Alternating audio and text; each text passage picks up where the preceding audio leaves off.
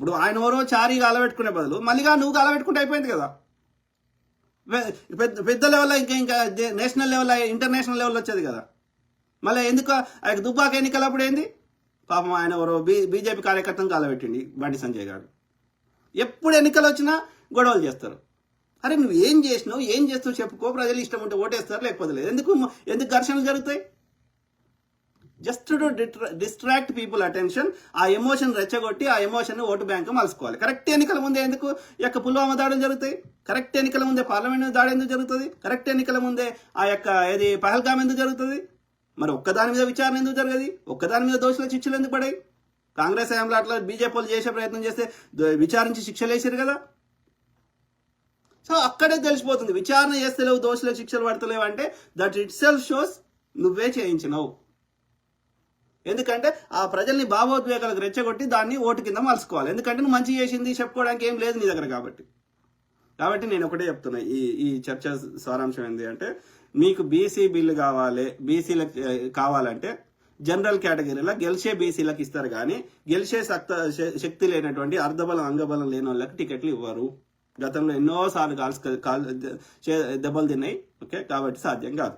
అయినా సరే నీకు బీసీల మీద అంత ప్రేమ ఉంటే మళ్ళీగా నువ్వు ఒక పార్టీ పెట్టుకున్నావు, నీ పార్టీ తరఫున పోటీ చేయంగా ఎవడ ఆపుతలేడు. ఈ మళ్ళీగాడు ఎన్ని పార్టీలు పోయి ఎన్నిసార్లు పోటీ చేసినా గెలిచిండా? మళ్ళీ కాంగ్రెస్ మీద వచ్చి కాంగ్రెస్ సహకరిస్తే వాడు ఎమ్మెల్సీగా గెలిచిండు. మళ్ళీ ఇప్పుడు వాడి సొంత పార్టీ మీద పోటీ చేసి గెలుమను, ఎమ్మెల్యే గెలుమను. అప్పుడు హుజూరాబాద్లో ఎన్ని ఓట్లు వచ్చినాయి? ఆయనకి 3000 ఓట్లు వచ్చినాయి. అర్థమైందా? వాడు చేసేది దందా చేస్తున్నారు వీళ్ళు లుచ్చలాంటి కొడుకులు. రఘు జర్నలిస్టు అదే పైసలు వసూలు చేస్తాడే. వీళ్ళు జర్నలిజం చేస్తలేరు, వ్యభిచారం చేస్తున్నారు. ఆ వ్యభిచారం మీద నాకు సింపతి ఉంటుంది, ఎందుకంటే ఓపెన్గా చెప్పి చేస్తున్నది అది. వీళ్ళు లుచ్చనా కొడుకులు జర్నలిజం అని చెప్తున్నారు, పైసలు వసూలు చేస్తున్నారు.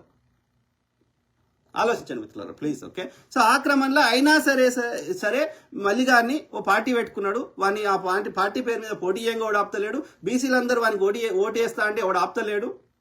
నీకు అందరు ఓటేస్తే నువ్వే ముఖ్యమంత్రి అవుతావు కదరా. వాడు చట్టం చేసినా చేయకపోయినా మల్లిగాడు బీసీలకే టికెట్లు ఇచ్చుకొని వాళ్ళ బీసీలు కానీ మిగతా కులాల వాళ్ళు కానీ ఈ మల్లిగాని పెట్టిన పార్టీకి ఓట్లు వేస్తే వాడే గెలిచే కదా. వాడిని కూడా ఆపుతలేడు కదా.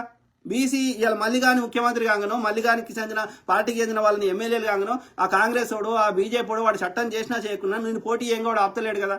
ప్రజలు ఓట్లేస్తే నువ్వు బీసీ వాడే ముఖ్యమంత్రి అవుతాడు కదా. అట్లా అయింది కదా. సమాజ్వాదీ పార్టీ అయింది, అట్లా నితీష్ కుమార్ పార్టీ అయింది, అట్లా లల్లూ ప్రసాద్ యాదవ్ పార్టీ అయింది కదా. మరి నీకు అంత నీ జీలో దమ్ముంటే నువ్వు పోటీ చేసుకొని ప్రజల్ని కన్విన్స్ చేసుకొని గెలువురా. వాడు రిజర్వేషన్ పెడితే ఎందుకు పెట్టకపోతుంది? ఏ బీసీ వారినైనా లాస్ట్కి ఏ పార్టీ ఎందుకున్నా ఇండిపెండెంట్గా పోటీ చేసినా ఎవడు ఆపుతున్నాడు? ఎవడు ఆపినప్పుడు నీ జీలో దమ్ముంటే పోటీ చేయి, ప్రజల్ని కన్విన్స్ చేసుకో, గెలువు. నేను ఆపనప్పుడు ఎందుకు లేకుండా వాడు కాంగ్రెస్ వాడు అది అగ్రకులం పార్టీ బీజేపీ అనుకుంటే వాడు టికెట్లు ఇవ్వకపోతే నీ సొంత పార్టీ మీద నువ్వు గెలువు, ఇండిపెండెంట్ గెలువు. ఎవడు ఆపుతున్నాడ్రా? నీకు గెలిచే శక్తి లేదని తెలిసినప్పుడు కాంగ్రెస్లో ఇచ్చినా అదే పరిస్థితి. ఇప్పుడు 600 ఎకరాలు ఉన్న భూస్వామి వాళ్ళకేలో 10 ఎకరాలు వరవోసి 10 మందికి పైసలు ఇచ్చి పంచి పెడితే ఆ పైసలు తీసుకొని ప్రజలు ఓట్లు వేస్తే ఆ రెడ్డి సాబో ఆ వెల్మా సాబో గెలుస్తుంటే మరి మనం ఏం చేస్తారా? తీసుకున్న ప్రజలకు తప్పు, ఆడి ఇచ్చే శక్తి వానికి ఉంది. అట్లా 10 ఎకరాలు ఇట్లా వరవేసే శక్తి ఒక్క బీసీ ఎస్సీ ఎస్టీ లేదు. ఏం చేద్దాం మరి? ఎస్సీ ఎస్టీలు ఎందుకు గెలుస్తారు అంటే వానికి రిజర్వేషన్ ఇచ్చిన గెలుస్తారు. రిజర్వేషన్ అయితే ఒక్క ఎస్సీ గెలవాడు, ఒక ఎస్టీ గెలవాడు. అయితే రిజర్వేషన్ గురించి కొట్లాడు, మేము ఎవడు ఆపుతలేడు. ఆడు మోడీ గాడు చట్టం చేస్తా అంటే కాంగ్రెస్ వాడన్నా ఆపితే ప్రయత్నం చేస్తే వాంతో కూడా కొట్లాడదాం. లేదు వీళ్ళందరూ దొంగలు మాకు చేయరు అనుకుంటే ఒక సాధారణంగా జేఏసీగా ఏర్పడి కొట్లాడితే రైతుల ఉద్యమాలు చేస్తే మోడీ అనే దుర్మార్గుడు అదాని అంబానీల కోసం ఎంత నీచానికైనా దిగజారి ఇన్ని దేశాలు తిరిగి అదాని అంబానీ కాంట్రాక్ట్లు ఇప్పించి దేశ సంపద అదానికి అంబానీకి ఇస్తున్నటువంటి నరేంద్ర మోడీ కూడా ప్రజలు కొట్లాడితే 700 మంది రైతులు చచ్చిపోయినా కొట్లాడితే వాడి నల్ల చట్టాలు వెనక తీసుకొని ముజేసే గల్తీ అని ఒప్పుకున్నాడు. అట్లనే తమిళనాడు వాళ్ళు అక్కడ ఉన్నటువంటి సుప్రీంకోర్టు తీర్పిస్తే జల్లికట్టు ఉద్యమం చేసి రోడ్ల మీదకి వచ్చి ఆ సుప్రీంకోర్టు తీర్పుని వెనక తీయించుకునేలా చేశారు. తెలంగాణ ఉద్యమం అందరికీ తెలిసిందే. కాబట్టి ప్రజలు నిజంగా కొట్లాడితే తప్పకుండా సుప్రీంకోర్టు కానీ లేకపోతే ఆ యొక్క మోడీ కానీ ఎంత నియంతృత్వమైన వాడు ఈ గవర్నర్ అయినా సంతకం పెట్టాల్సిందే. ఇక్కడ కాంగ్రెస్ చేసేది ఏం లేదు. నువ్వు జనరల్ కేటగిరీలో టికెట్లు ఇవ్వమంటున్నావు, ఇచ్చి కాంగ్రెస్ ఓడగొట్టమంటున్నావు, మేమా చేయం. నువ్వు బీసీ బిల్లు కాంగ్రెస్ చేయాల్సిన అన్ని చేసింది, నువ్వు బీజేపీతో కొట్లాడి చేయించుకో, కాంగ్రెస్ సహకరిస్తుంది. ఓకే, రేపు ఓటింగ్కి వస్తే మద్దతు ఇస్తుంది. అది కాదు అనుకుంటే ఇది సాధ్యం కాదు అనుకుంటే నీ ఇండిపెండెంట్గా నువ్వు పోటీ చేసుకో, గెలుచుకో, ఎవడు ఆపుతలేడు. అంతేగాని పొద్దుగాలు వేస్తే పాపం అమాయకులను రెచ్చగొట్టి వాళ్ళని కాలబెట్టి లేకపోతే వాళ్ళు కాల్చుకునేటట్టు చేస్తే ఎవడేం చేయడు. రాష్ట్రాన్ని అల్లకల్లోలం చేస్తా, ఇన్వెస్ట్మెంట్ రాకుండా చేస్తా, శాంతి భద్రత లేకుండా చేస్తా, అభివృద్ధి కాకుండా చేస్తా అంటే అరెస్టులు చేస్తారు. ఏం చేస్తారు పోలీసులు? ఏం చేస్తారు? వాళ్ళేమి నిన్ను చంపరు కదా, వాళ్ళేమి కోర్టులో ప్రవేశపెడతారు. నువ్వు శాంతి భద్రతలు భంగం చేయకూడదు, ఎవరి పని వాళ్ళు చేసుకోవాలన్నట్టు ఉండాలి. అర్థమైందా? ప్రజాస్వామికబద్ధంగా రాజ్యాంగబద్ధంగా నీ హక్కులను కోసం నువ్వు నిరసన తెలపడానికి ఎవరికి సామాన్యులకు డిస్టర్బ్ కాకుండా నువ్వు నిరసన తెలిపే హక్కు నీకు ఇచ్చిర్రు. చేసుకో. ఒక దగ్గర కూర్చో, ఒక ధర్నా స్థలంలో కూర్చో, నీ డిమాండ్లు ప్లకార్డులు పట్టుకో, చేయి. రాష్ట్రానికి కేంద్రానికి తెలిసినట్టుగా డిమాండ్ చేయి. అది యొక్క అర్ధనగ్న ప్రదర్శన చేయి, లేకపోతే ఏమంటారు ఉపవాసాలు ఏమో చేస్తారు కదా, చేయి. ఎవడాపుతున్నాడు? కలెక్టర్ ఆఫీస్ ముందు పోయి నిలవాడు, సత్యాగ్రహాలు చేయి. బ్రిటిష్ కాలంలో లేవు గాంధీ గారు దండి సత్యాగ్రహం, ఇంకో సత్యాగ్రహము, నిరాహార దీక్షలు చేయండి. ప్రజాస్వామిక పద్ధతిలో ప్రజలకు డిస్టర్బ్ కాకుండా నీ నినాదాన్ని చెప్పుకోండి. వెనకనో ముందో వాళ్ళు రియలైజ్ అవుతారు. అంతేగాని ఇట్లా రెచ్చగొడతాము, పెడతాము, కాల్చుకుంటాము, నేను బుల్డోజ్ చేస్తా, ప్రజలకు శాంతి భద్రతలు లేకుండా చేస్తా, ప్రజల్ని తమ పనులు తాము చేసుకోకుండా చేస్తా అంటే ఊరుకుంటారా? తీసుకొని లోపల వారేస్తారు. ఆలోచించండి మిత్రులారా. ఓకే, సో ఇది కరెక్ట్ కాదు. మనము ఏదైనా సమస్య ఉంటే దానికి సమస్యకు మూలాలు పరిష్కరించే ప్రయత్నం చేయాలి. కానీ రెచ్చగొడతాము, నేను పబ్బం గడుపుకుంటా, నా కులం పేరు చెప్పి నేను దోసుకుంటా అంటే అందరి దగ్గర స్మార్ట్ ఫోన్లు వచ్చినాయి, అందరికీ ఇలా 2 నిమిషాలు అన్ని ముచ్చట్లు అర్థమవుతుంటే ఇంకా ప్రజల్ని ఎడ్డలని చేసి ఏం మారుస్తా అంటే చూసుకుంటూ కూర్చుంటాం రాయ్యా.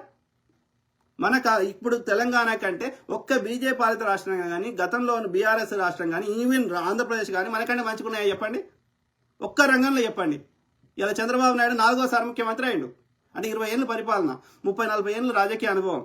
ఏం బిక్తున్నాడు? పోలవరం ఏడదాకా వచ్చింది, హైదరాబాద్ సైబరాబాద్ నేను కట్టినా అని చెప్పుకుంటేటోని మరి విజయవాడలోనో విశాఖపట్నం కట్టుకుందాం ఎవడాపుతున్నాడు? దొంగలు.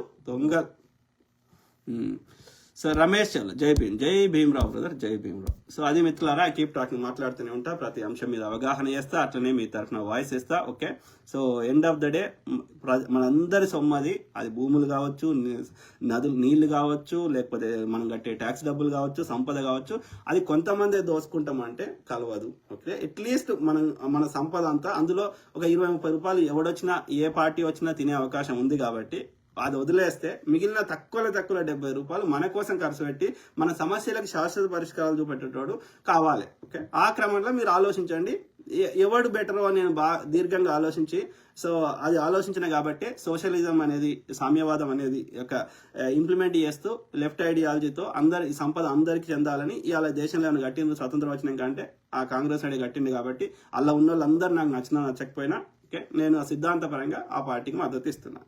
అట్లా ఇప్పుడు కాంగ్రెస్ బలంగా లేని రాష్ట్రాలలో, ఇప్పుడు ఎగ్జాంపుల్ తమిళనాడు తీసుకుంటే అక్కడ కాంగ్రెస్ అంత బలంగా లేదు. డిఎంకే కాంగ్రెస్ ఐడియాలజీకి, లెఫ్ట్ ఐడియాలజీకి దగ్గరగా ఉంది, దానికి మద్దతు ఇస్తాం.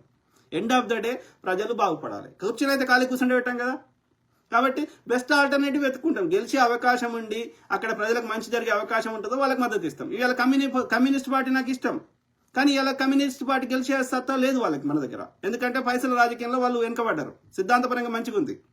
మరి ఏం చేస్తాం? కేరళలో కమ్యూనిస్ట్ పార్టీ గెలిచే అవకాశం ఉంది, ఆడ మద్దతు ఇస్తాం.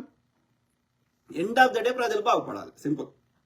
బీజేపీ, బీఆర్ఎస్, టీడీపీ ఇవంతా దోపిడీ పార్టీలు.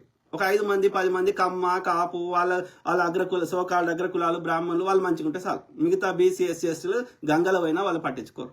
ఎందుకంటే వాడు రాసుకున్న పుస్తకం తప్పు రాసుకున్నాడు.